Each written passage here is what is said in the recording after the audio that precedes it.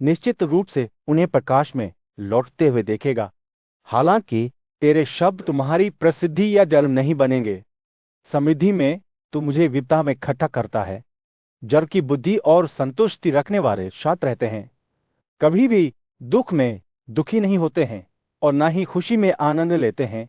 इंद्र के शब्द कांप गए थे, लेकिन वली के शब्द और भी गहरे हो गए। यह याद दिलाता है कि सच्ची महानता बाहरी शक्ति या धन में नहीं है, बल्कि किसी के चरित्र की आंतरिक शक्ति में है।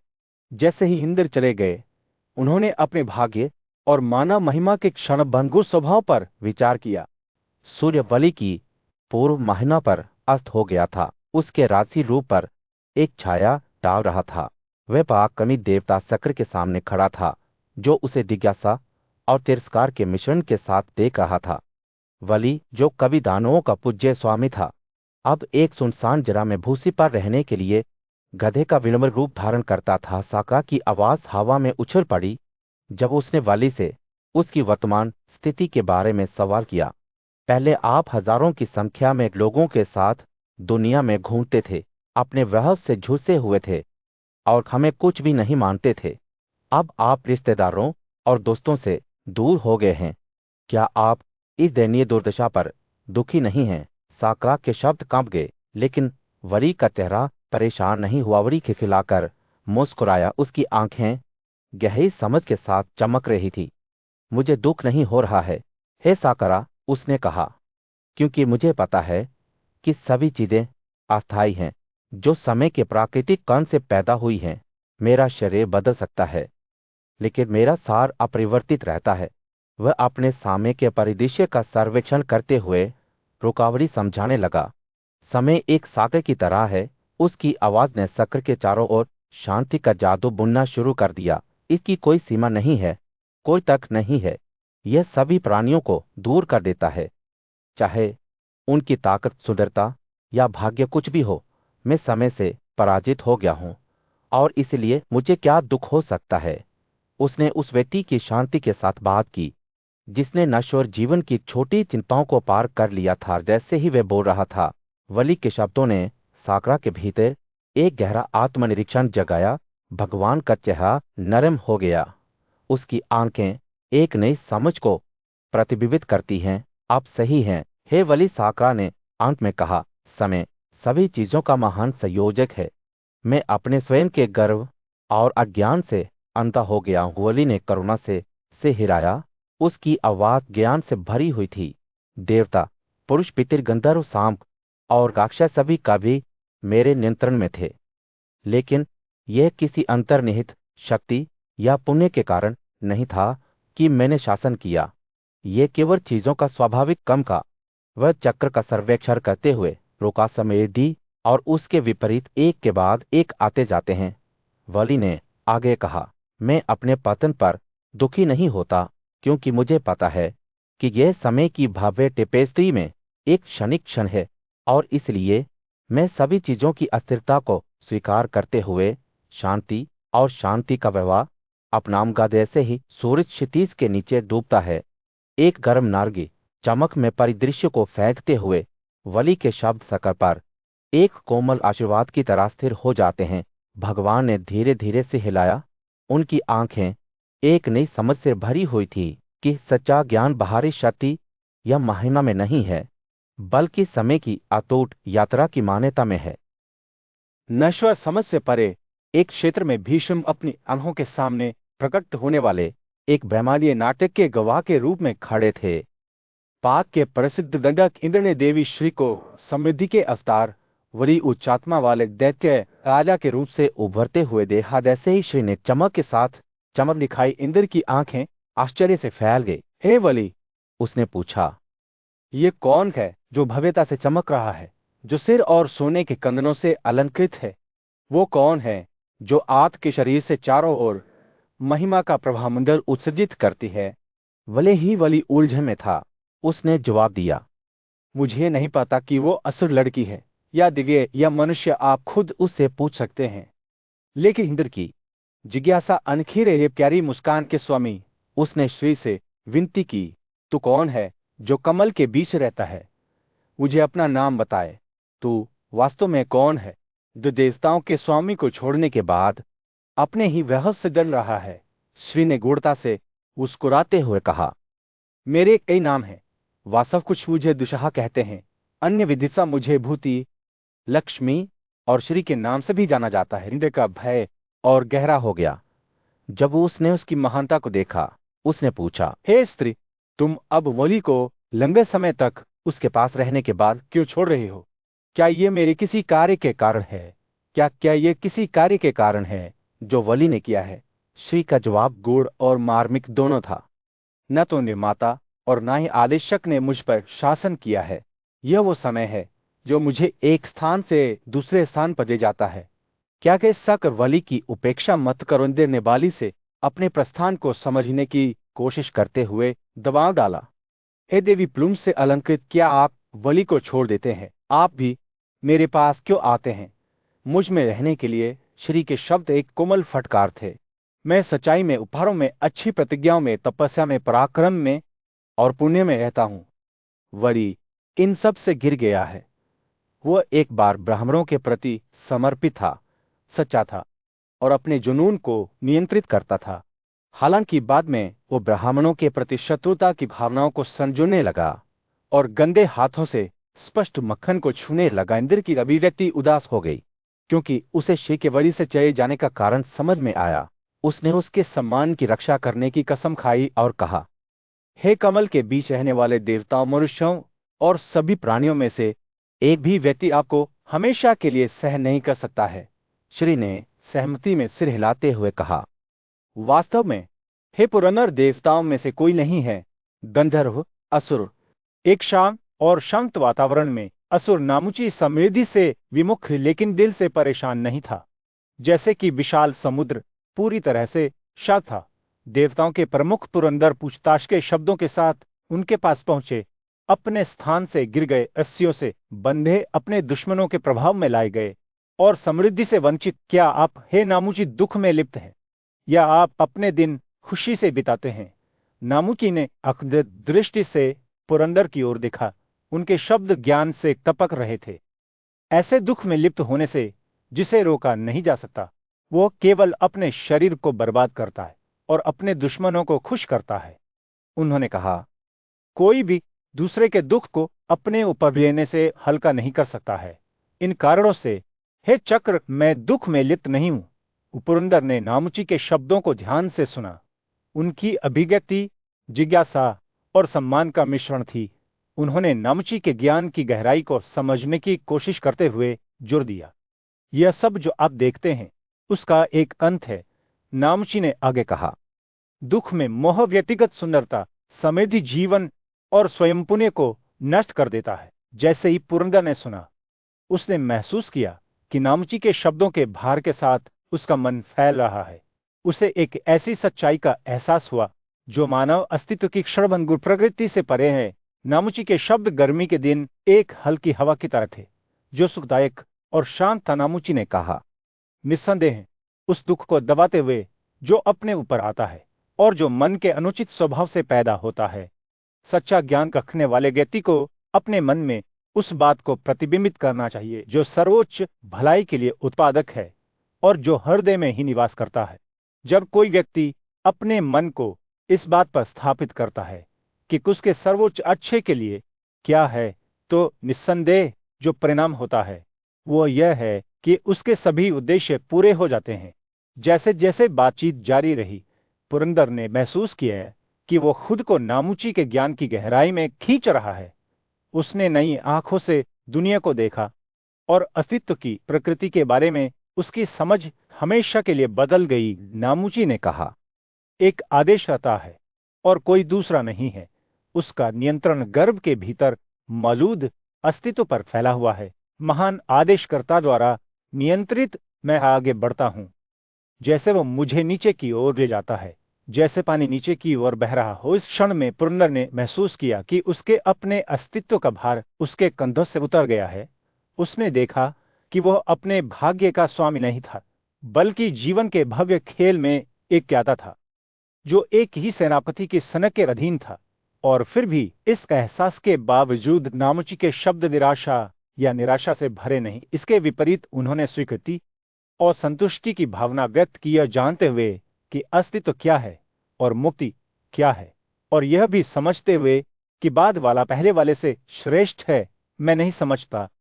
सूर्य राज्य पर अस्त हो रहा था, विनाशकारी परिदृश्य पर एक सुनहरा प्रकाश डाल रहा था।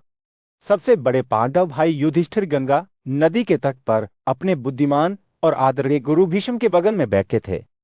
उनके नुकसान का भार उन पर एक भौतिक शक्ति की तरह था। दोस्तों, परिवार, राज्य और शक्ति का नुकसान इतने दुख में आदमी के लिए क्या अच्छा है? युधिष्ठिर ने दुख से भरी आवाज में पूछा। मुझे बताइए, हे भीष्म, जिसने अपना सब कुछ खो दिया है, उसे क्या सांत्वना दे सकता है?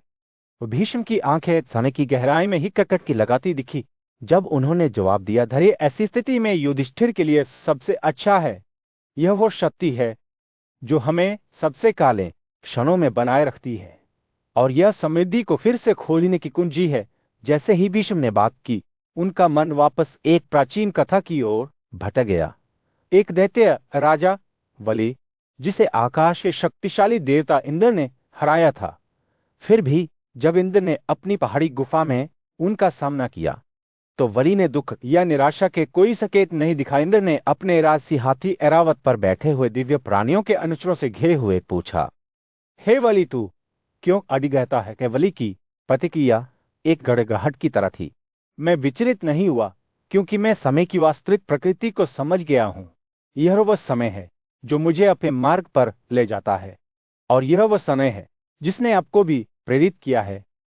हम सभी इसके खेल में मोहरे हैं। हे इंद्र, ऐसे ही वली बोल रहा था। उसके शब्द इंद्र की आत्मसंतुष्टि को रेशम की तलवार की तरह काट देते हैं। आप खुद को एक अभिनेता के रूप में देखते हैं जो शक्ति और नियंत्रण रखता है, वली ने कहा। लेकिन यह समय है जो हम सभी को प्रेरित करता है। यह समय है जो नष्ट करता है और समय बनाता है। आप अपनी जीत में इस सच्चाई को भूल गए हैं। इंद्र का चेहरा क्रोध से काला हो गया, लेकिन वली ने अपनी आवाज को अडिग रखते हुए आगे कहा, हे इंद्र, मैं वो नहीं हूं जो आप आज है, और ना ही आप वही है जो मैं पहले था। हम समय के भव्य चित्र में क्षणिक क्षण हैं। हमारे कार्य, हमारा ज्ञान, हमारी शक्ति, ये सभी समय की कटुट यात्रा की तुलना में केवल तुच्छ चीजें हैं। जैसे ही सूर्य क्षितिज के नीचे डूबा, युधिष्ठिर ने भीष्म की कथा को ध्यान से सुना। उनका दिल वली के शब्दों के भार से भारी था। उन्होंने उनमें उनकी अपनी स्थिति का प्रतिबिंब देखा।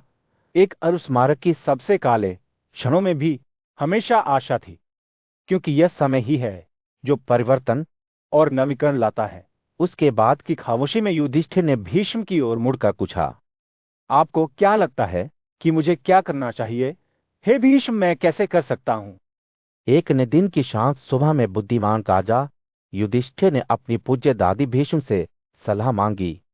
जिज्ञासु मन और सीखने की उत्सुकता के साथ उन्होंने भीष्म से उन संकेतों के बारे में पूछा जो किसी व्यक्ति की भविष्य की महानता और पतन की भविष्यवाणी करते हैं।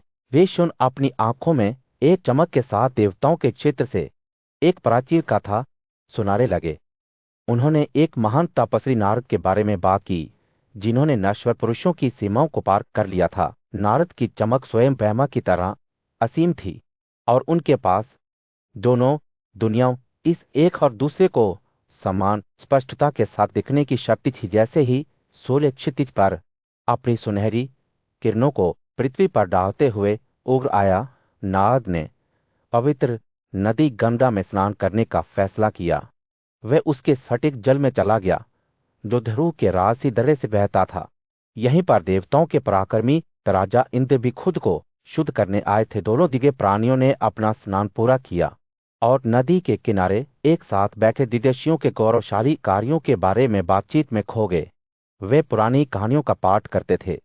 उनके शब्द सुबह की शांत हवा में गूंजते थे जब वे उगते सूरज को श्रद्धांजलि देते थे। जैसे ही वे वहां बैठे, आकाश में एक उज्ज्वल प्रकाश दिखाई दिया, जिसकी चमक सूर्य की चमक के विपरीत थी।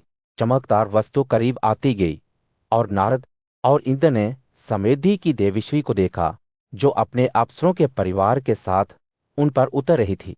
उनका दिव्य रूप 1000 सितारों की तरह चमक रहा था, जो तीनों दुनियाओं को रोशन कर रहा था। श्री की महिमा से चकित इंद्र श्रद्धा और विनम्रता के साथ उसके पास आया। उसने उसकी पहचान और उद्देश्य के बारे में पूछताछ की, क्योंकि उसने असुरों को पीछे छोड़ दिया था, जिन्होंने अपने महान गुणों को त्याग दिया था। श्री ने किद्दे को बताया कि वह लक्ष्मी भूति और श्री थी। विश्वास, बुद्धि, समृद्धि, विजय और अपरिवर्तनीयता का अवतार। उन्होंने समझाया कि वह उन लोगों के साथ रहती थी जो सद्गुण को बनाए रखते थे, सत्य का पालन करते थे और ब्रह्मा के प्रति समर्पित थे। वे धर्मी राजाओं के घरों में, उनके मानकों पर और उनके शहरों में रहती थी, उन्हें महानता की ओर ले जाती थी। श्री ने असुरों के साथ अपने पूर्व संबंध के बारे में बात की, जो कभी महान थे, लेकिन तब से उन्होंने अपने सद्गुणी तरीकों को छोड़ दिया था। इंद्र ने उन विशिष्ट व्यवहारों के बारे में पूछा जिनके कारण वह असुरों से अलग हो गई। श्री ने जवाब दिया कि वह उन लोगों के बीच रहती थी जो अपने कर्तव्यों का पालन करते थे, धैर्य रखते थे और स्वर्ग की ओर जाने वाले मार्ग पर चलते थे। उन्होंने दानवों की स्वच्छता, उनके जुनून पर नियंत्रण और उनके गुणों के प्रति भक्ति के लिए उनकी प्रशंसा की। प्राचीन काल में दानव अपने विश्वास, आत्मनियंत्रण और दान के लिए जाने जाते थे। वे कभी भी दूसरों की समृद्धि से ईर्ष्या नहीं करते थे, अपने दोस्तों को बनाए रखते थे। गहन बातचीत के बीच युधिष्ठिर ने एक सवाल पूछा जो उनके दिमाग में चल रहा था। किस स्वभाव, किस कर्तव्य, किस ज्ञान और किस शक्ति से कोई व्यक्ति ब्रह्मा को प्राप्त करने में सफल होता है, जो अपरिवर्तनीय है और जो आदिम प्रकृति की पहुंच से बाहर है? उन्होंने भीष्म से पूछा। भीष्म बुद्धिमान और पूजनीय जवाब देने से पहले सोच समझकर मुस्कुराए, जिसने खुद को निवृत्ति के मार्ग में समर्पित कर दिया है, जो संयम से खाता है और जिसकी इंद्रियां पूरी तरह से नियंत्रण में हैं, वह ब्रह्म तक पहुंच सकता है। उन्होंने कहा। इस बात को स्पष्ट करने के लिए उन्होंने एक प्राचीन कथा का वर्णन करना शुरू किया। एक पुराने युग में अपने ज्ञान और कर्तव्य और नैतिकता की समझ के लिए प्रसिद्ध श्री जैगिशुगे से एक अन्य पूज्य श्री देवला सीता ने संपर्क किया था। आप प्रशंसा से प्रभावित नहीं होते हैं, न ही आप आलोचना करने पर क्रोध के साथ प्रतिक्रिया करते हैं। देवला ने कहा, आपके ज्ञान का स्रोत क्या है? ये कहां से आया? जैगिशु की प्रतिक्रिया को मापा गया और जानबूझकर किया गया। जो लोग उनकी प्रशंसा करने वालों और उन्हें दोष देने वालों के साथ लगातार व्यवहार करते हैं, जो अपने गुणों और अच्छे कर्मों को छिपाते हैं और कभी भी दूसरों को दोष नहीं देते हैं या दूसरों के बारे में बुरा नहीं बोलते हैं, इन लोगों को विवेकपूर्ण कहा जाता है। उन्होंने समझाया, ये लोग जो अभी आना बाकी है उसके लिए शोक नहीं करते हैं, न ही वे पिछले दुखों पर ध्यान देते हैं। वे केवल वर्तमान क्षण पर ध्यान केंद्रित करते हैं और समानता के साथ कार्य करते हैं। उनका मन आसक्ति और घृणा से मुक्त होता है और वे अपने कार्यों को उसी के अनुसार नियंत्रित करते हैं। क्रोध को नियंत्रण में रखते हुए और भावनाओं को नियंत्रण में रखते हुए वे कभी भी विचार, शब्द या कर्म के माध्यम से दूसरों को नुकसान नहीं पहुंचाते हैं। देवला जैगिशुगे के शब्दों से चकित रह गया। इस ज्ञान की शरण क्या है? उसने पूछा। जैगिशव ने उत्तर दिया, यह नैतिकता और धार्मिकता का ज्ञान है, जो इन लोगों को उनके मार्ग पर मार्गदर्शन करता है। इस मार्ग पर चलने से वे आनंद प्राप्त करते हैं, जबकि जो इससे भटकते हैं वे चिंताओं और दुख से पीड़ित होते हैं। युधिष्ठिर ने ध्यान से सुना। जब भीष्म ने जैगिशु के शब्दों को सुनना जारी रखा, मैंने धर्म का मार्ग चुना है। उन्होंने कहा, मुझे प्रशंसा या आलोचना से क्यों प्रभावित होना चाहिए? दूसरों को अपने कार्यों से जो वे चाहते हैं उसे प्राप्त करने दें, लेकिन मेरे लिए अधिग्रहण और नुकसान का कोई महत्व नहीं है। भीष्म ने अपनी कथा का समापन करते हुए कहा, जो लोग इस तरह के आचरण का पालन करके उच्चतम लक्ष्य प्राप्त करने की कोशिश करते हैं, वे ऐसा करने में सफल होते हैं। जिस व्यक्ति ने अपनी सभी इंद्रियों को पराजित कर लिया है, उसे सभी बलिदान करने वाला माना जाता है। ऐसा व्यक्ति सर्वोच्च स्तर ब्रह्मा को प्राप्त करता है, जो शाश्वत है और आदिम प्रकृति की पहुंच से परे है। जैसे ही भीष्म ने बोलना समाप्त किया, युधिष्ठिर की आंखें समझ से चमक उठी। वो जानता था कि वह था। एक जीवन चर्चा के बीच पांडव भाइयों में सबसे बड़े युधिष्ठिर ने पूज्य योद्धा भीष्म से एक गहरा सवाल किया।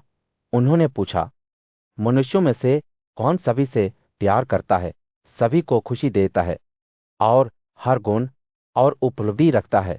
भीष्म की आंखें ज्ञान से चमक उठी जब उन्होंने अपने अतीत की एक कहानी सुनानी शुरू की। मैं आपको पूज्य भगवान कृष्ण केशव और कुकुरों के राजा उग्रसेन के बीच एक मुठभेड़ के बारे में बताऊंगा।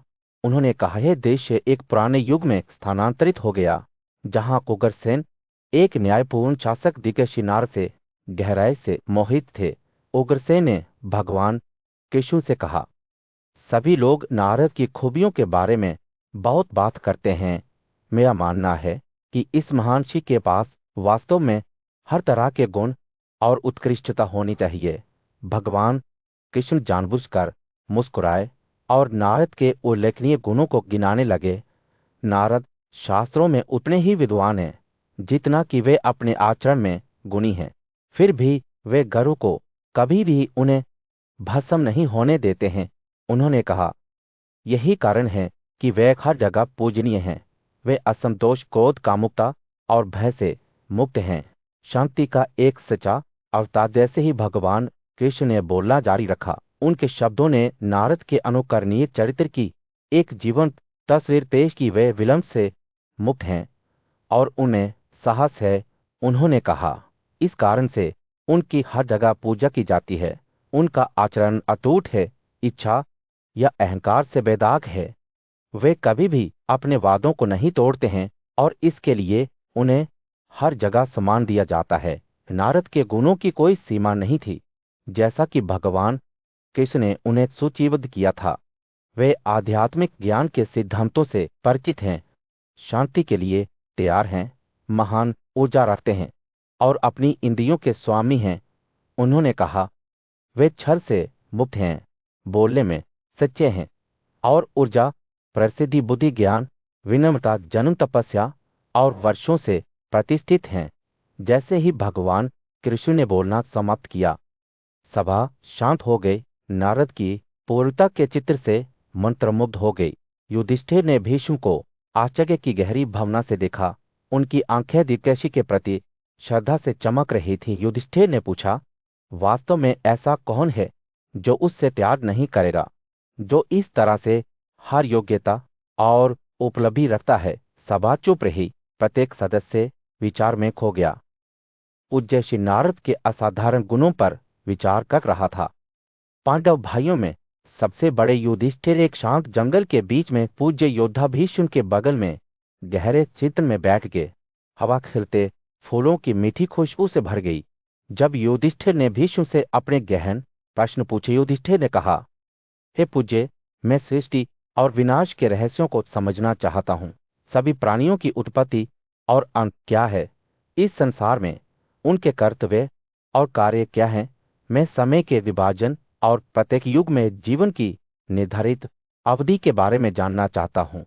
भीष्म अपनी तीक्ष्ण दृष्टि और विवेकपूर्ण चेहरे के साथ मुस्कुराए।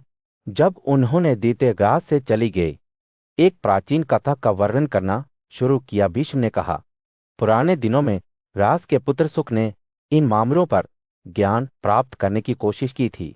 उनके पिता श्री व्यास वेदों और उपनिषदों के स्वामी थे और उनका मन अतीत और भविष्य दोनों के ज्ञान से भरा हुआ था। सत्य को समझने के लिए उत्सुक सुका ने अपने पिता से अपने प्रश्न पूछे थे, जिन्होंने उत्तर दिया, सभी प्राणियों के निर्माता ब्रह्मा हैं, जो समय और स्थान से परे एक शाश्वत और अपरिवर्तनीय अस्तित्व हैं। वे स्वयं सृष्टि से पहले मौजूद हैं। दास ने समझाया कि ऋषियों ने समय को विभिन्न तरीकों से मापा था। एक कष्ट 5 या 10 नेत्र बिंदु थे। 30 कर एक मुहूर्त बनाते थे। 30 मुहूर्त एक दिन और एक रात होते थे। जैसे ही युधिष्ठिर ने ध्यान से सुना, भीष्म ने व्यास के शब्दों को याद करना जारी रखा। प्रत्येक युग के त्रेता, द्वापर और काली की अवधि अलग अलग है, जिसमें पहला 4000 वर्ष देवताओं का है और दूसरा प्रत्येक क्रमिक युग में एक चौथाई कम हो जाता है। प्राणियों के लिए जीवन की अवधि भी भिन्न होती है। कृत युग में सभी 400 वर्ष तक जीवित रहे। त्रेता में यह घटकर 300 वर्ष हो गया और इसी तरह भीष्म की कथा से पता चलता है कि जैसे जैसे एक युग ने दूसरे युग को गास्ता दिया, प्राणियों के कर्तव्य और कार्य बदल गए। कृत युग में सभी कर्तव्य शुद्ध और सच्चे थे। अन्य युगों में वे धीरे धीरे प्रत्येक कर्मिक युग में एक चौथाई तक कम हो गए। जीवन की अवधि आशीर्वाद और वैदिक संस्कारों के फल भी प्रत्येक बीतती उम्र के साथ कम होते गए। युधिष्ठिर की समझ इस प्रवचन से प्रज्वलित हुई थी और उन्होंने ब्रह्म के दिन और रात की प्रकृति के बारे में और स्पष्टीकरण मांगा। मुझे बताइए, पूज्य भीष्म, युधिष्ठिर ने पूछा, ब्रह्म के दिन और रात की अवधि क्या है और वे ब्रह्मांड के निर्माण और विनाश से कैसे संबंधित हैं? भीष्म मुस्कुराए, मानो युधिष्ठिर की जिज्ञासा से प्रसन्न हो। प्रारंभ में केवल ब्रह्म ही था, वह प्रशोकित बीज जिससे ब्रह्मांड का उदय हुआ। जैसे ही वह भोर में जागा, उसने अविद्या या का ज्ञान की मदद से ब्रह्मांड की रचना की। इस आदिम अंधेरे से एक विशाल और सर्वव्यापी ऊर्जा जो तेजी से मन में बदल गई, प्रकट दुनिया की आत्मा, चित्त या शुद्ध चेतना और अविद्या से भरा हुआ मन 7 महान प्राणियों की रचना करने लगा। अंतरिक्ष, हवा, प्रकाश, जल, पृथ्वी, ध्वनि और रूप विभिन्न ऊर्जाओं से ओतप्रोत ये अस्तित्व शुरू में अलग अलग अस्तित्व में थे, लेकिन अंत में एक साथ मिलने की स्थिति में आए। जैसे जैसे वे विलय होते गए, उन्होंने शरीर के घटक अंगों का निर्माण किया, जो बाद में अंगों के रूप में जाने गए। जैसे जैसे स्थूल शरीर ने आकार लिया, सूक्ष्म महात्मा ने उसमें प्रवेश किया, अपने साथ कार्यों के अप्रचलित अवशेषों को लाया। फिर सभी प्राणियों के मूल निर्माता ब्रह्म ने खुद को विभाजित किया और सूक्ष्म रूप में प्रवेश किया, ताकि हर चीज का सर्वेक्षण और निरीक्षण किया जा सके। इस तरह वह सभी प्राणियों के भगवान बन गए, जो गतिशील और असल दोनों सत्ताओं के निर्माण के लिए जिम्मेदार थे। ब्रह्म की रचनात्मक शक्ति असीम थी, क्योंकि उन्होंने देवताओं, मनुष्यों, नदियों, समुद्रों, पहाड़ों, पेड़ों, जानवरों, पक्षियों और यहाँ तक कि सांपों के संसार को अस्तित्व में लाया। प्रत्येक सृष्टि ने अपनी विशेषताओं को पिछली रचनाओं से बरकरार रखा। इसमें से कुछ ने बाद की प्रत्येक रचना में नए गुण प्राप्त किए। स्वयं शासक ने प्राणियों और सत्ताओं के बीच संबंध स्थापित किए, उन्हें विभिन्न ऊर्जाओं से ओतप्रोत किया। दार्शनिकों ने सृष्टि की प्रकृति पर बहस की, यह प्रस्ताव करते हुए कि परिश्रम, नियति या प्रकृति प्रभाव पैदा करने के लिए जिम्मेदार थे। हालांकि उन्होंने अंततः निष्कर्ष निकाला कि यह तीनों का मिलन था जिसने दुनिया को जन्म दिया। जैसा कि हम जानते हैं, इस बीच बुद्धिमान पुरुषों और महिलाओं ने ब्रह्मांड के रहस्यों को समझने की कोशिश में खुद को चीजों के विज्ञान के लिए समर्पित कर दिया। उनके लिए तपस्या सर्वोच्च अच्छाई थी। शांति और आत्म संयम प्राप्त करने का एक साधन तपस्या के माध्यम से कोई भी सभी इच्छाओं को प्राप्त कर सकता था और यहाँ तक कि सभी प्राणियों का स्वामी भी बन सकता था।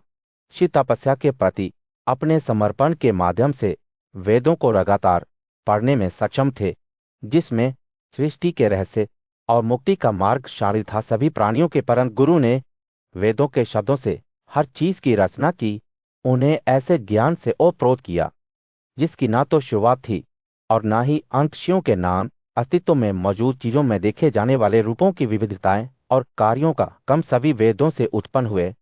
शुरुआत में ब्राह्मण ने सभी चीजों को उन प्रतिरूपों से बनाया जो पहले मौजूद थे। केवल भोर में उन्हें फिर से बनाने के लिए वेदों में आत्मा की मुक्ति के विषय के साथ साथ इसे प्राप्त करने के 10 साधनों का संकेत दिया गया था। वेदों का अध्ययन, घरेलू जीवन शैली को अपनाना, तपस्या, जीवन के सभी तरीकों के लिए सामान्य कर्तव्यों का पालन, त्याग, शुद्ध प्रसिद्धि, ध्यान और सफलता की ओर ले जाने वाले कार्यों का प्रदर्शन। प्राचीन परंपरा में व्यास अपने शिष्यों के सामने खड़े थे। उनकी आंखें गहरी समझ से चमक रही थीं। उन्होंने कहा, अब मैं आपको उस महान रहस्य के बारे में बताऊंगा जो समय के अंत में सामने आता है। जैसे जैसे दिन रात के करीब आता गया, ब्रह्मांड में एक शक्तिशाली आग भड़क उठी। 1 दर्जन सूर्य चमकने लगे। उनकी अग्नि किरणें अंधेरा आकाश को रोशन कर रही थीं। अग्नि के शक्तिशाली देवता अग्नि 7 लपटों में फट गए, जिनमें से प्रत्येक एक तीव्रता के साथ जल रहा था, जो लगभग दीप्त लग रहा था। पृथ्वी, जो कभी जीवन और हरियाली से भरी हुई थी, कस्बे के खोर की तरह सिकुड़ने लगी। पेड़, जड़ी बूटियां सभी गतिशील और अचल वस्तुएं जो इस गए को घर कहती थीं, अपने ही पदार्थ में गायब हो गई। पानी, जो अब अपने स्वयं के गुणों से वंचित है, ने पृथ्वी की सुगंध को ले लिया, जैसे कि जीवन की किसी झलक को पकड़ने की कोशिश कर रहा हो। जैसे ही पानी का तत्व घुलने लगा, गर्मी फूट पड़ी अपने रास्ते में, सब कुछ खा गई। लपटें नाचती और घूमती रहीं, सूर्य को छिपाती रहीं जो अपने केंद्र में पड़ा था। अंतरिक्ष स्वयं एक विशाल जलता हुआ विस्तार बन गया, जो दिव्य की अग्नि में जीव से भरा हुआ था। लेकिन जैसे ही अंतरिक्ष जल रहा था, यह भी किसी बड़ी चीज से भस्म हो गया था। हवा एक शक्तिशाली गर्जना के साथ हवा ब्रह्मांड में बह गई, गर्मी और प्रकाश का रूप ले रही थी। यह चिल्लाती और उग्र होती गई। इसकी आवाज ब्रह्मांड में गूंज रही थी। जैसे जैसे हवा का प्रकोप कम होता गया, अंतरिक्ष ने खुद ही ध्वनि की विशेषता को अपना लिया। हवा की आवाज शांत हो गई थी और यह शांति की स्थिति में प्रवेश कर गई थी। लेकिन यह स्थिरता भी अंत नहीं थी, क्योंकि अंतरिक्ष की गहराई में एक बड़ी शक्ति, मन हिल गए, मन जिसने सभी प्रकट चीजों को जन्म दिया था, अब अपने गुणों को अपने आप में वापस ले लिया। यह ऐसा था जैसे ब्रह्मांड सृष्टि के गर्भ में वापस खींचा जा रहा था। और जब ये वापसी पूरी हो गई, तो मन स्वयं चंद्रमा द्वारा निगल लिया गया। चंद्रम की शक्ति, जिसे संकल्प के नाम से भी जाना जाता है, को तब सर्वोच्च स्वामी ईश्वर के नियंत्रण में लाया गया था, क्योंकि चित्त को नष्ट करने के लिए निर्णय और समझ को नियंत्रित करने वाली क्षमताओं को इच्छा शक्ति के एक महान कार्य की आवश्यकता थी। और जब यह पूरा हो गया था, तो स्थिति उच्च ज्ञान की थी। लेकिन यह ज्ञान भी शाश्वत नहीं था। समय खुद आया और उसे निगल लिया, जैसे कि अपनी संतानों को खा रहा हो, और समय बदले में शक्ति या ऊर्जा से भस्म हो गया, जो तब विद्या दिव्य ज्ञान के प्रभाव में आ गया। अंत में विद्या की शक्ति के मार्गदर्शन में ईश्वर ने अपनी आत्मा में अपने अस्तित्व को निगल लिया। यह अप्रकट और सर्वोच्च ब्रह्मा शाश्वत और सर्वोच्च थे। इस क्षण में सभी अस्तित्व में रहने वाले प्राणी सृष्टि की गहराई में वापस चले गए, जो समय के एक और चक्र में नए सिरे से जन्म लेने के लिए तैयार थे। इस प्रकार व्यास ने कहा। उनके शब्द प्राचीन भारत की पवित्र परंपरा में पूज्य श्री व्यास अपने श्रोता के सामने खड़े थे। एक युवा ब्राह्मण जो अपने कुलीन वर्ग के कर्तव्यों के बारे में जानने के लिए उत्सुक था। मैंने आपको सृष्टि के बारे में बताया है, व्यास ने कहा, और अब मैं आपको एक सच्चे ब्राह्मण के तरीके सिखाऊंगा। जैसे ही उन्होंने बोलना शुरू किया, युवा ब्राह्मण की आंखें प्रत्याशा के साथ चौड़ी हो गई। वेदों में महारत हासिल करने और पवित्र अनुष्ठानों को करने के लिए व्यास ने समझाया, व्यक्ति को एक ऐसे गुरु की तलाश करनी चाहिए जो प्राचीन ज्ञान में बुद्धिमान हो। युवाओं को अपने गुरु के साथ रहना चाहिए, लगन से अध्ययन करना चाहिए और अपने शिक्षक के लिए विनम्रता और सम्मान प्रदर्शित करना चाहिए। अपनी पढ़ाई पूरी करने के बाद युवा ब्राह्मण सभी बलिदानों के ज्ञान के साथ घर लौटता था और 4 महान मार्गों में से एक पर चलने के लिए तैयार होता था। घरेलू जीवन, ब्रह्मचर्य वन निवास, या एक यति का जीवन। एक आत्मनियंत्रित गृहस्थ जिसने सांसारिक नगाओं पर विजय प्राप्त की थी। कहा जाता था कि वह इस जीवन और अगले जीवन में सफलता प्राप्त करता है। व्यास ने आगे कहा, एक ब्राह्मण अपने 3 नुदेवताओं शिव और पूर्वजों के लिए बच्चों को जन्म देकर वेदों का अध्ययन करके और बलिदान करके चुका देता है। फिर उसे तपस्या के कार्यों के माध्यम से खुद को शुद्ध करना चाहिए, प्रसिद्धि के लिए प्रयास करना चाहिए और श्रेष्ठता की स्थिति प्राप्त करने का प्रयास करना चाहिए। ब्राह्मणों की प्रसिद्धि ज्ञान, कठोर तपस्या, बलिदान और उपहारों में महत्व पर आधारित है। जैसे ही व्यास बोल रहे थे, उनके शब्दों ने उन महान राजाओं और ऋषियों की छवियों को चित्रित किया जो धर्म के मार्ग पर चले थे। राजा सत्यसंध ने विनम्रता के साथ ब्राह्मण के लिए अपनी जीवन सांसें अर्पित की और स्वर्ग चले गए। क्रंतिदेव ने वशिष्ठ को केवल गुनगुना पानी दिया और उन्हें अगले संसार में उच्च सम्मान प्राप्त हुआ। श्रोता का दिल श्रद्धा से भर गया जब व्यास ने अत्रि के पुत्र इंद्रदमन की कहानियों का वर्णन किया, जिन्होंने एक योग्य व्यक्ति को विविध धन दिया था, उस नार के पुत्र सिवी, जिन्होंने ब्राह्मण के लिए अपने अंग और बच्चे की पेशकश की थी, प्रतरदन, जिन्होंने अपनी आंखें दे दी थी, और राजा देवगिद, जिन्होंने एक सुंदर सतरी दान की थी, एक करके इन महान आत्माओं के नाम व्यास के शब्दों के माध्यम से प्रतिध्वनित होते रहे। अम्बरीश, सावित्री, जन्मेजय, युवांशो, निमि, राम गया, वशिष्ठ, कर्णधामा के पुत्र मरुत, ब्रह्मदत्त, मित्र, शाह, सहस्रजीत, सत्यव्रत, द्योतिमक, मदिरासव, लोमपद और प्रसेनजीत प्रत्येक ने ब्राह्मणों को उदारता से दिया था, और उनकी प्रसिद्धि पृथ्वी तक बनी रहेगी। जैसे ही व्यास ने अपनी कहानी समाप्त की, युवा ब्राह्मण की आंखें अपने कर्तव्यों और धार्मिकता के मार्ग की एक नई समझ से चमक उठीं। वो जानता था कि वो भी अपना रास्ता अपना सकता है। भारत की प्राचीन परंपरा में व्यास ने अपने शिष्यों को गहन ज्ञान प्रदान किया। उन्होंने त्रि के रूप में जाने जाने वाले ज्ञान को प्राप्त करने के महत्व पर जोर देते हुए शुरुआत की, जो वेदों और उनकी शाखाओं में निहित है।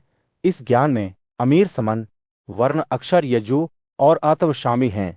जिनके पास यह समझ है, वे अस्तित्व की मौलिक प्रकृति और सभी चीजों के परस्पर जुड़ाव को समझने में सक्षम हैं।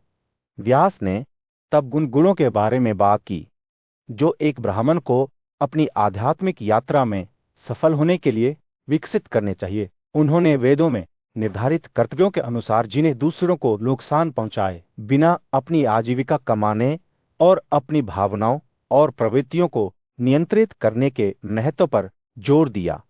एक सच्चे ब्राह्मण को शास्त्रों में अच्छी तरह से पारंगत होना चाहिए, आत्मसंयम का अभ्यास करना चाहिए और अच्छाई की गुणवत्ता से निर्देशित जीवन जीना चाहिए। जैसा कि व्यास ने अपना ज्ञान प्रदान करना जारी रखा, उन्होंने समय की शक्तिशाली नदी का वर्णन किया जो सभी प्राणियों को उनके अंतिम गंतव्य की ओर ले जाती है। यह नदी अपनी भयंकर धाराओं, किनारों और मगरमच्छों की विशेषता है, लेकिन जिनके पास ज्ञान और ज्ञान है, उनके लिए इसे सुरक्षित रूप से पार किया जा सकता है। ज्ञान के बेड़े से लैस बुद्धिमान व्यक्ति इस विश्वासघाती धारा को पार करने और मुक्ति के तट तक पहुंचने में सक्षम है। व्यास ने आगाह किया कि केवल बौद्धिक समझ ही पर्याप्त नहीं है। व्यक्ति को विनम्रता, छलहीनता और आत्मसंयम जैसे गुणों को भी विकसित करना चाहिए। जो व्यक्ति बुद्धि में है, उसे अत्यधिक इच्छाओं से दूर रहकर और अपनी इंद्रियों पर विजय प्राप्त करते हुए सरल जीवन जीने का प्रयास करना चाहिए। ऐसा करने से वह भौतिक दुनिया की सीमाओं को पार करने और आध्यात्मिक मुक्ति प्राप्त करने में सक्षम होगा। ऋषि ने अपने कर्तव्य वर्ण धर्म के अनुसार जीने के महत्व पर जोर देते हुए और ऐसे कार्यों से बचने पर जोर दिया जो अन्यायपूर्ण या दूसरों के लिए हानिकारक हैं। उन्होंने जीवन की जटिलताओं को दूर करने के लिए आत्मनियंत्रण, धैर्य और ज्ञान की आवश्यकता पर भी जोर दिया। एक सच्चे ब्राह्मण को धार्मिकता का एक उज्जवल उदाहरण होना चाहिए, जो हमेशा सही और न्यायपूर्ण काम करने का प्रयास करता है। व्यास के शब्द गहन अंतर्दृष्टि और व्यावहारिक ज्ञान से भरे हुए थे। उन्होंने अपने श्रोताओं को एक स्पष्ट दृष्टि विकसित करने, धार्मिकता और असमानता के बीच अंतर करने और ज्ञान प्राप्त करने के लिए प्रयास करने के लिए प्रोत्साहित किया।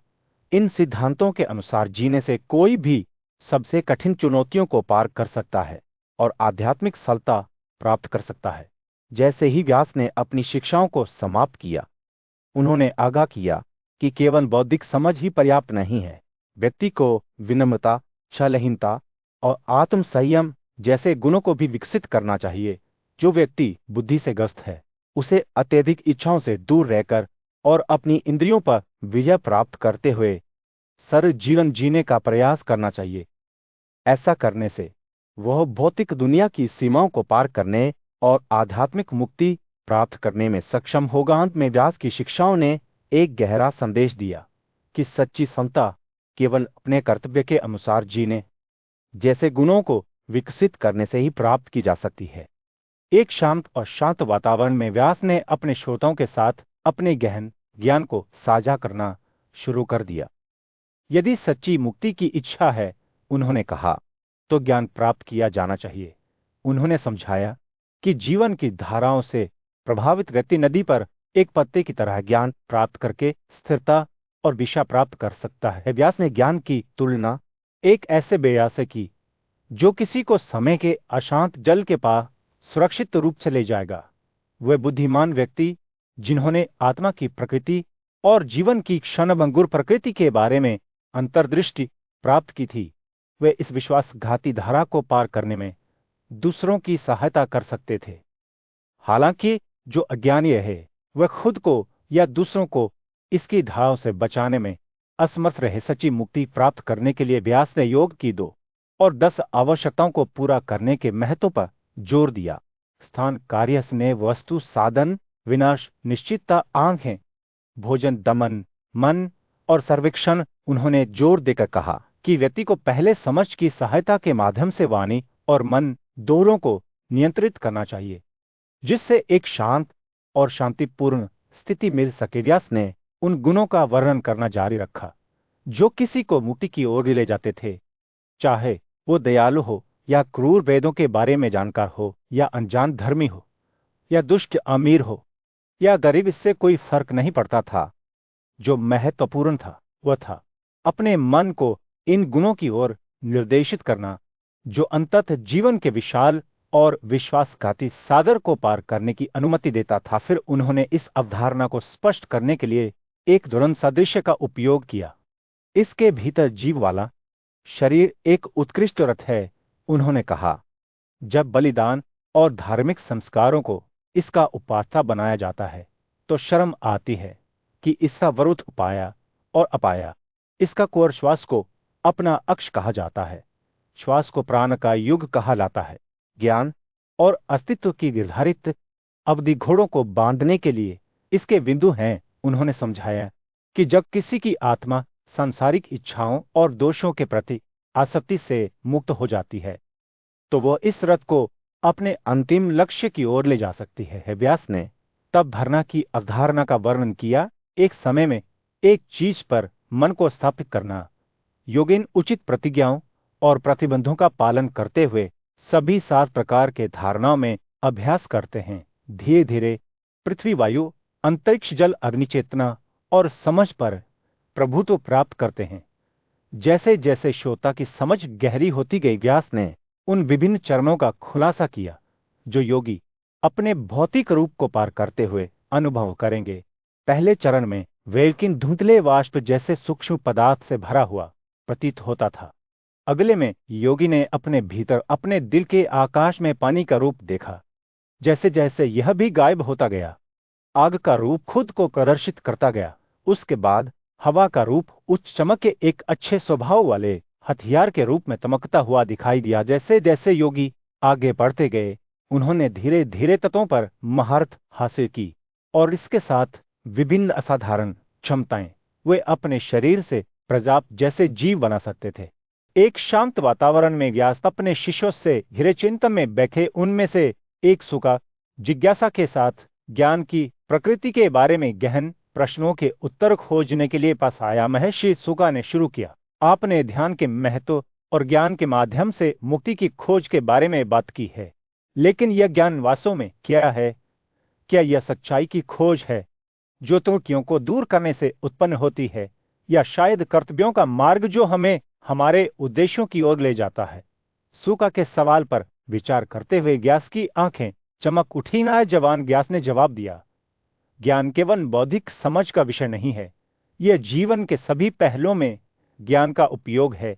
कृषि और शिल्प कौशल से लेकर ज्ञान की खेती तक बुद्धिमान अपनी बुद्धि का उपयोग उन्हें अपने लक्ष्यों की ओर ले जाने के लिए करते हैं। जैसे एक कुशल किसान अपनी फसलों की देखभाल और ध्यान के साथ करता है। सुका की आंखें चौड़ी हो गईं जब वह ध्यान से सुन रहा था, लेकिन व्यास को उसके भीतर संदेह का एक संकेत महसूस हो रहा था। मुझे बताइए, महर्षि सुका ने जोर देकर कहा, उन लोगों के बारे में क्या जो मानते हैं कि दुनिया अपनी प्रकृति के अनुसार काम करती है बिना किसी अंतर्निहित उद्देश्य या मार्गदर्शक शक्ति के। क्या उनके पास कुछ हद तक सच्चाई नहीं है? व्यास की अभिव्यक्ति गंभीर हो गई क्योंकि उन्होंने इस प्रश्न को संबोधित किया। काश युवा ऐसे व्यक्ति अपनी गलत धारणाओं से अंधे हो जाते हैं। वे एक उच्च वास्तविकता के अस्तित्व को पहचानने में विफल रहते हैं जो सभी चीजों का आधार है, उनकी एक उथली समझ है जो सच्चे ज्ञान से रहित है। जैसे जैसे बातचीत शुरू हुई, व्यास ने सृष्टि के विभिन्न रूपों और उनकी संबंधित विशेषताओं की रूपरेखा तैयार करना शुरू कर दिया। इस दुनिया में हम चार अलग अलग तरीकों से पैदा हुए प्राणियों को पाते हैं: जीवंत, अंडाकार, वनस्पति और जो गंदगी से पैदा होते हैं। गतिशील प्राणी स्थिर प्राणियों से श्रेष्ठ होते हैं, और बुद्धिमान ऊर्जा स्वाभाविक रूप से गैर बुद्धिमान पदार्थ की तुलना में अधिक महान होती है। सुका ने बड़े ध्यान से सुना, क्योंकि व्यास ने सृष्टि की प्रकृति के बारे में विस्तार से बताना जारी रखा। उभयचर प्राणियों की भी अपनी श्रेणियां हैं, वे जो भूमि में रहते हैं और वे जो कहीं और घूमते हैं, और इन श्रेणियों के भीतर कुछ कर्तव्यों के पालन और ज्ञान की खेती के कारण दूसरों से श्रेष्ठ हैं। जैसे जैसे सूर्य अस्त होने लगा, सभा पर एक गर्म चमक डालते हुए व्यास के शब्द और अधिक गहरे होते गए। सच्चा ब्राह्मण वह है जिसने स्वयं को ब्रह्मा ज्ञान की खोज में समर्पित कर दिया है, जो प्रवृत्ति और निवृत्ति की सीमाओं को पार कर गया है। वह एक प्रसिद्ध व्यक्ति है, अपने उद्देश्यों में दृढ़ है और शक्ति रखता है। व्यास के शब्दों को सुनकर सुका की आंखें समझ से चमक उठी। और उन लोगों का क्या जिन्होंने सच्चा ज्ञान प्राप्त किया है? उन्होंने पूछा। व्यास की मुस्कान ने सभा को रोशन कर दिया। वे अपनी आत्मा को अंदर और बाहर दोनों जगह मौजूद देखते हैं। हे बच्चे, ऐसे लोग वास्तव में पुनर्जन्म लेते हैं और स्वयं भगवान हैं। जैसे ही रात के आसमान में तारे चमकने लगे, पूज्य व्यास अपने शिष्य के सामने खड़े थे। उनकी आंखें यान से चमक रही थी। ये आवश्यक कार्य हैं जो एक ब्राह्मण को करने चाहिए, उन्होंने कहा। उनकी आवाज अधिकार से भरी हुई थी। जो ज्ञान रखता है वह इन निर्धारित कार्यों से सफलता प्राप्त करेगा।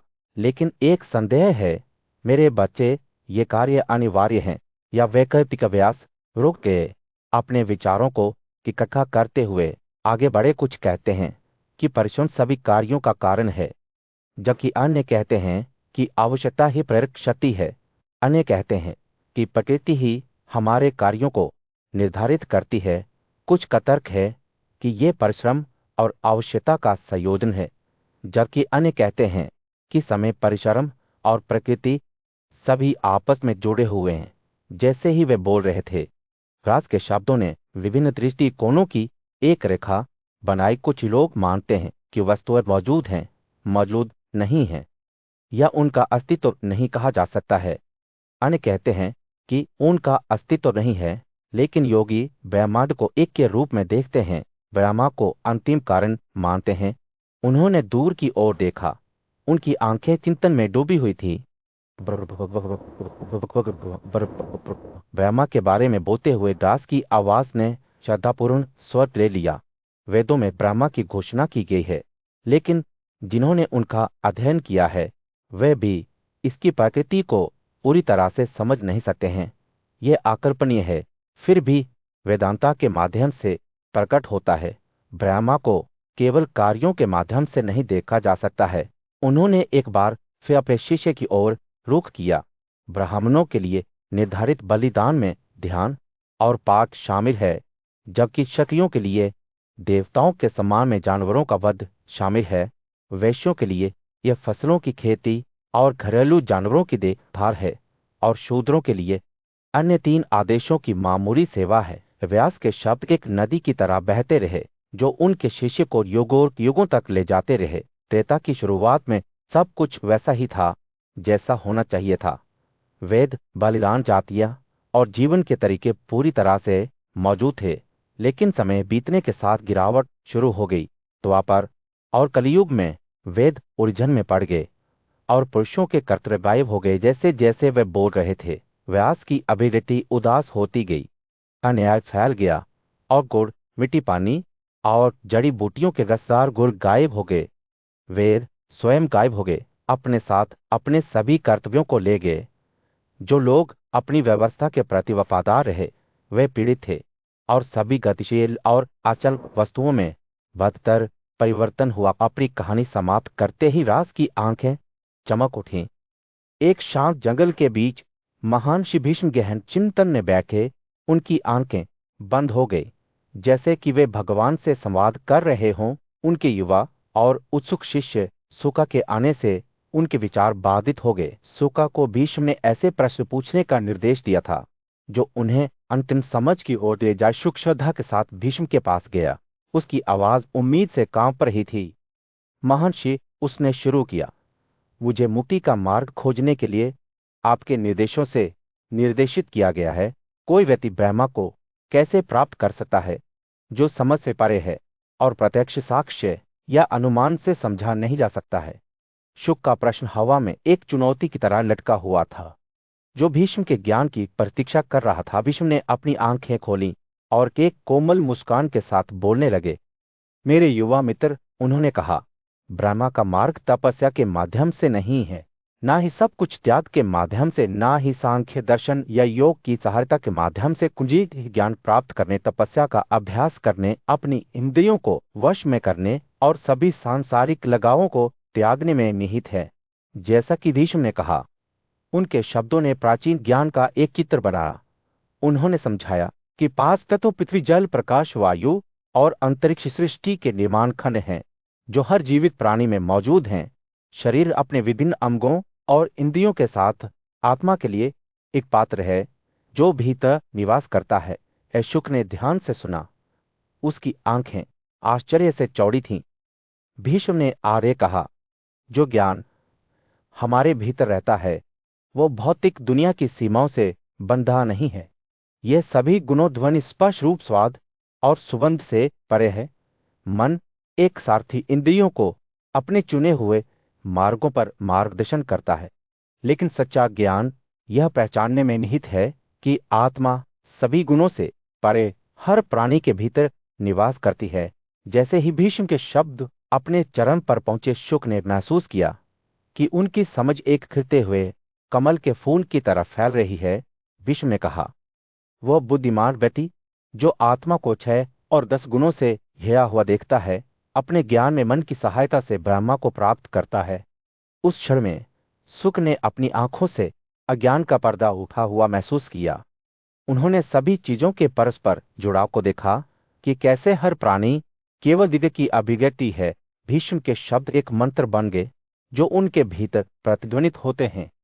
जब एक जीवित प्राणी सभी चीजों में अपनी आत्मा को देखता है और अपनी आत्मा में सभी चीजें, तो कहा जाता है कि वह ब्रह्मा को प्राप्त करता है।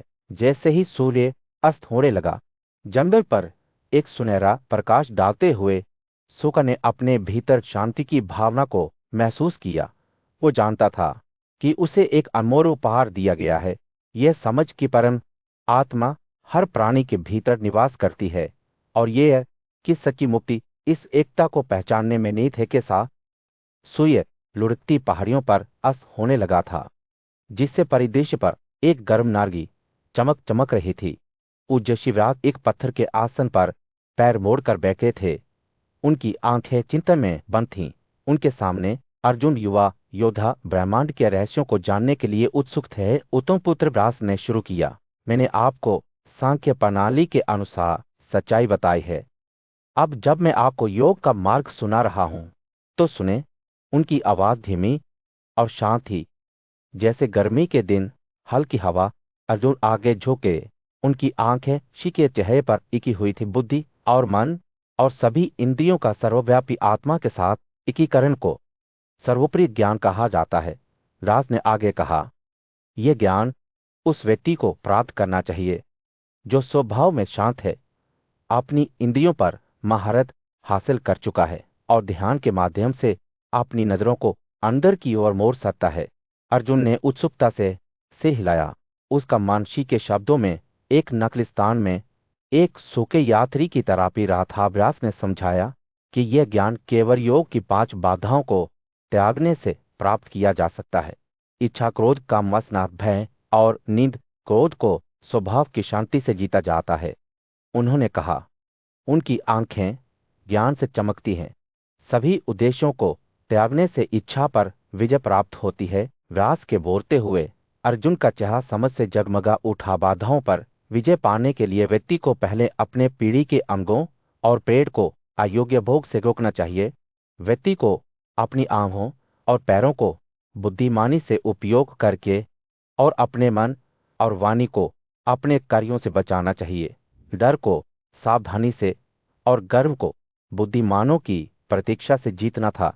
व्यास के शब्द नदी की तरह बह गए। अर्जुन के दिल को उद्देश्य की भावना से भर दिया, जैसे ही सूर्य क्षितिज के नीचे डूबता है, दुनिया को एक कोमल गोधूली की चमक में डालता है। व्यास से ध्यान, अध्ययन, उपार, सत्य, विनम्रता, सादगी, क्षमा और शरीर और आचरण की शुद्धता के महत्व के बारे में बात की। उन्होंने कहा कि ये गुण किसी की ऊर्जा को बढ़ाएंगे, जो जब बढ़ेगा तो किसी के पापों को नष्ट कर देगा। जैसे ही तारों ने रात के आकाश में चमकना शुरू किया, व्यास ने अर्जुन को मन और इंद्रियों को वश में करने के लिए कई अभ्यासों के माध्यम से नेतृत्व किया। वे एक पर्वत शिखर पर एक साथ बैठे पेड़ों से घिरे जो हवा में धीरे धीरे झूलते थे। ऋषि ने अर्जुन को सिखाया कि बाहरी वस्तुओं से अपनी इंद्रियों को कैसे हटाए, जैसे कि एक मछुआरा अपने जाल में झूल रहा हो। और गुजरते दिन के साथ अर्जुन ने महसूस किया कि उसका मन शांत हो रहा है, उसके विचार अधिक केंद्रित हो रहे हैं। वह भक्ति के साथ योग का अभ्यास करता है, अपनी इंद्रियों को नियंत्रित करने और उन सभी को ब्रह्म के ज्ञान में मिलाने की कोशिश करता है। जैसे जैसे वह अपने भीतर गहराई से देखता है, उसके आसपास की दुनिया पृष्ठभूमि में लुप्त होने लगी। और फिर गर्मी के दिन बिजली की चमक की तरह अपने पुत्र की उपस्थिति में पराशर के वंशज शुक ने भीष्म से एक गहरा सवाल पूछा। वेदों की घोषणाएं दोहरी हैं। उन्होंने कहा, वे हमें सभी कार्यों को करने का आदेश देते हैं, फिर भी हमें ऐसे कार्यों को छोड़ने का आग्रह करते हैं। भीष्म ने शुक की पूछताछ की गहराई को महसूस करते हुए जवाब देने से पहले अपने विचारों को इकट्ठा करने के लिए कुछ समय या अहिंसा मेरे बच्चे भीष्म ने शुरू किया। वे दो मार्गों की बात करते हैं, विनाशकारी और अविनाशी। एक मार्ग कार्यों से चिन्हित होता है, जबकि दूसरा ज्ञान से प्रकाशित होता है। वो रुक गया, अपनी बातचीत के परिदृश्य का सर्वेक्षण करते हुए एक बुद्धिमान राजा की तरह अपने राज्य का अध्ययन कर रहा था। अच्छी तरह से सुनो मेरे बेटे, जब मैं इन दोनों मार्गों के बीच का अंतर समझा रहा हूं। भीष्म की आंखें एक ऐसी आग से जगमगा रही थी जो हर गुजरते पल के साथ और भी तेज होती जा रही थी। कर्मों से व्यक्ति विनाश के लिए बाध्य हो जाता है। उन्होंने घोषणा की, जन्म और मृत्यु का चक्र गंगा नदी के अंतहीन प्रवाह की तरह खुद को कायम रखता है, लेकिन ज्ञान से व्यक्ति मुक्ति प्राप्त करता है। व्यक्तिगत आत्मा शाश्वत, अप्रकट और अपरिवर्तनीय में परिवर्तित हो जाती है। जैसे ही भीष्म बोल रहे थे, उनके शब्दों ने शोका के दिमाग में जीवन छवियां पैदा कर दी।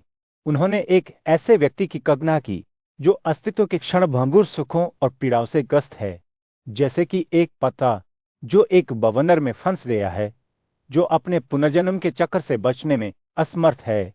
इसके विपरीत उन्होंने एक अन्य व्यक्ति को देखा जो एक आंतरिक प्रकाश के साथ चमक रहा था, जैसे कि रात के आकाश में पूर्व चंद्रमा चमक रहा था। भीष्म ने आगे कहा, कुछ लोग अज्ञानता से अंधे होकर ताली बजाते हैं, जैसे कि वे परम सत्य हैं, लेकिन जिनके पास गहरी धारणाएं हैं और उन्होंने उस उच्च समझ को प्राप्त किया है जो स्वयं ज्ञान है, वे कभी भी अधिक कार्यों को जमा करने की कोशिश नहीं करते हैं। जैसे ही वे बोल रहे थे, ईश्वर के शब्द सुखा को सांसारिक दुनिया से परे एक क्षेत्र में ले जाते थे। उन्होंने सभी विपरीत जोड़ों, सुख और दर्द, अस्तित्व और अस्तित्वहीनता के प्रभाव से मुक्त प्राणियों को एक दूसरे के साथ सद्भाव में रहते हुए देखा, जैसे कि पानी की बूंदें समुद्र में मिल रही हों। भीष्म ने अपनी व्याख्या को यह कहते हुए समाप्त किया, ज्ञान के प्रति समर्पित लोगों और कार्यों के प्रति समर्पित लोगों के बीच की खाई असीम आकाश जितनी विशाल है। व्यक्तिगत आत्मा विनाश से मुक्त हमेशा के लिए मौजूद रहती है, जैसे कि अंधेरे पखवाड़े के अंतिम दिन चंद्रमा अपने सूक्ष्म लेकिन दष्ट रूप में चमकता है। जैसे ही भीष्म ने बोलना समाप्त किया, सुका ने महसूस किया कि उस पर भय का एक धब्बा लगा है। उसे एहसास हुआ कि उसके पूज्य गुरु के बुद्धिमान शब्दों से उसकी समझ का विस्तार हुआ है, और वो जानता था कि उनकी बातचीत उसके दिमाग में एक पवित्र पत्थर पर निशान की तरह बनी रहेगी। प्राचीन भारत के पवित्र उपवनों में सत्य के एक युवा साधक सुका अपने पूज्य गुरु व्यास के चरणों में बैठे थे। अंगारों की तरह चमकती आंखों के साथ सुका ने धर्म के मार्ग पर मार्गदर्शन